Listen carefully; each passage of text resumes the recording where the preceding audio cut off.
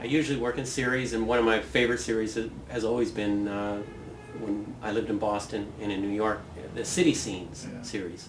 So I basically get a glimpse of something like people going through a revolving door, or rush hour, or something like that, and then try to or crosswalk, and freeze it, and show it again, not in a literal way, but in an imaginative kind of way. The rush hour piece sort of came about, as some of my best pieces always come about, by sort of a flash, so to speak. And that one in particular was on a afternoon walk downtown in Boston, and I happened to, it happened to be lunch hour, and there were just masses of people going against me and with me, and just sort of suddenly I got this, I in fact couldn't wait to get home to my studio. Suddenly there was this image of these, and there was a little rain actually too, so it sort of gave it an urgency to the rush of the people going with and against me. And I just got this instant flash of an image that would be a great way to convey that energy that happens when people are on their way to work or from work or lunch or whatever, but downtown in almost any city in the world would be similar to that. You try to capture it like a butterfly, and get a net and try to capture it, and if you're lucky, it works. And of course there's a lot of editing, so to speak, taking things out and putting things back in, but usually those flashes are successes, and I have a limited amount of those, but they're successes.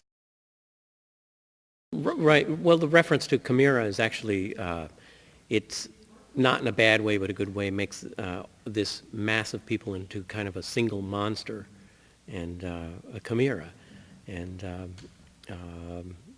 obviously all those people are individuals, but at that moment, they're all sort of one thing as well.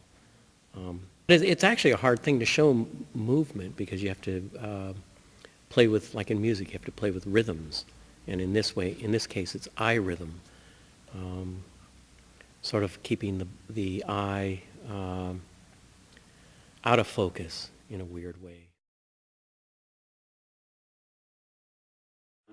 Fifth Avenue, having coffee, 3 or 4 stories up in the Warner building, and there's a crosswalk down on Fifth Avenue, and I just happened to be looking down, and there they were.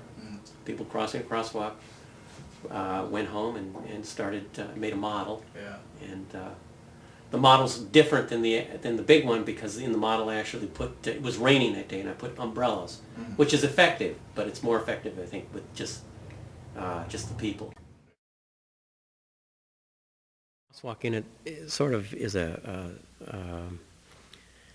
can be a metaphor for, you're being forced. Obviously, if you want to cross the street, you cross on a crosswalk, and so you're forced to go from A to B, and in a way it's, our life in the city is in an extended way kind of like that, and always having to move from A to B. And so you have this massive, well, I think there are, 5 people hanging from the top of or seen from above, 5 stories above, sort of being forced by gravity across the crosswalk from one side of the street to the other. The gravity of their lives, whatever.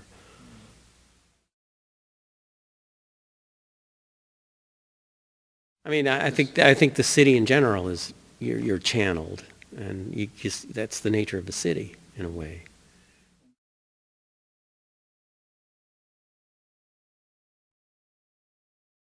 There's also the manhole smack in the middle. It's, you could, a reference to Dante in a way, that underneath that manhole is something else.